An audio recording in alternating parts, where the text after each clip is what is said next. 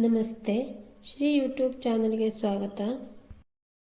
ನಮ್ಮ ಆರೋಗ್ಯ ಹೆಚ್ಚಿಸಿಕೊಳ್ಳಲು ದಿನನಿತ್ಯದ ಆಹಾರದಲ್ಲಿ ಔಷಧೀಯ ಗುಣವುಳ್ಳ ಆಹಾರದ ಸೇವನೆ ಅತ್ಯಗತ್ಯ.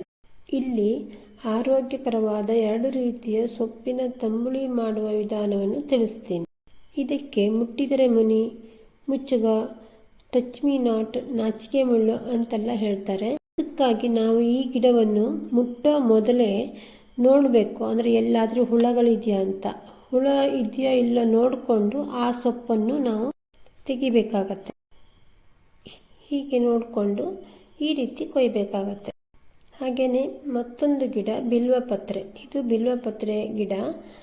ಈ ಬಿಲ್ವಪತ್ರೆಯನ್ನು ಹಾಕ್ತೀನಿ ನಾನು. ಇದರ ಜೊತೆಗೆ ನಾನು 4 ರಿಂದ 5 ಎಲೆಯನ್ನು ಮಾತ್ರ ತಗೋತೀನಿ. ಎಲ್ಲ ಸೊಪ್ಪುಗಳನ್ನು ಕ್ಲೀನಾಗಿ ತೊಳೆದು ತಗೊಂಡಿದ್ದೀನಿ. ಹೀಗೆ ಇರೋದನ್ನು ನಾವು ಆ ಮೇಲಿರುವಂಥ ದಂಟನ್ನು ಕಟ್ ಮಾಡಿ ತೆಗಿಬೇಕಾಗತ್ತೆ. 6 ರಿಂದ 7 ಎಳೆಯದಾದ ಪತ್ರೆ ಸೊಪ್ಪನ್ನು ತಗೋತೀನಿ.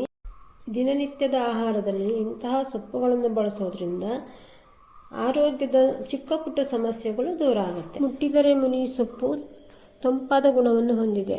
ಆದ್ದರಿಂದ ನಾನು ಇದೆರಡು ಸೊಪ್ಪನ್ನು ಹಾಕಿ ತಂಬುಳಿಯನ್ನು ಮಾಡ್ತೀನಿ.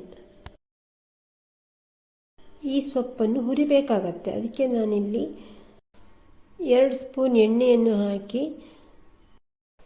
ಸಣ್ಣ ಹುರಿಬೇಕು. ಹಸಿ ವಾಸನೆ ಹೋಗುವವರೆಗೂ ಚೆನ್ನಾಗಿ ಹುರಿಬೇಕು. ಈಗ ಹುರಿದಾಗಿದೆ. 1 ಸ್ಪೂನ್ ಜೀರಿಗೆ, 8 ರಿಂದ 10 ಕಾಳುಮೆಣಸನ್ನು ಹಾಕ್ತೀನಿ. ಕಾಳುಮೆಣಸು ಪೌಡ್ರ್ ಇದ್ದರೂ ಹಾಕ್ಬೋದು. ಇಲ್ಲಿ ಕಾಯಿ ತುರಿಯನ್ನು ತಗೊಂಡಿದ್ದೀನಿ. ಹುರಿದಂಥ ಸೊಪ್ಪನ್ನು ಹಾಕಿದ್ದೀನಿ. ರುಚಿಗೆ ತಕ್ಕಷ್ಟು ಉಪ್ಪು. ಆಮೇಲೆ ಹುಳಿಗೆ ಇಲ್ಲಿ ಹುಣಸೆಹಣ್ಣು, ಎಷ್ಟು ನಮಗೆ ಹುಳಿ ಬೇಕೋ ಅಷ್ಟು ಹುಣಸೆಹಣ್ಣು ಹಾಕ್ತಾಯಿದ್ದೀನಿ. ಇದನ್ನು ಮಿಕ್ಸಿಲಿ ಗ್ರೈಂಡ್ ಮಾಡ್ತೀನಿ. ನಯವಾಗಿ ಗ್ರೈಂಡ್ ಮಾಡಿದ್ದೀನಿ. ಇದಕ್ಕೆ ಒಂದು ಒಗ್ಗರಣೆಯನ್ನು ಹಾಕಬೇಕು. ಒಗ್ಗರಣೆಗೆ 2 ಸ್ಪೂನ್ ಎಣ್ಣೆ, ಒಣಮೆಣಸು, ಜೀರಿಗೆ, ಕರಿಬೇವು, ಸಾಸಿವೆ, ಇಂಗು ಎಲ್ಲವನ್ನು ಹಾಕಿ ಫ್ರೈ ಮಾಡ್ತೀನಿ.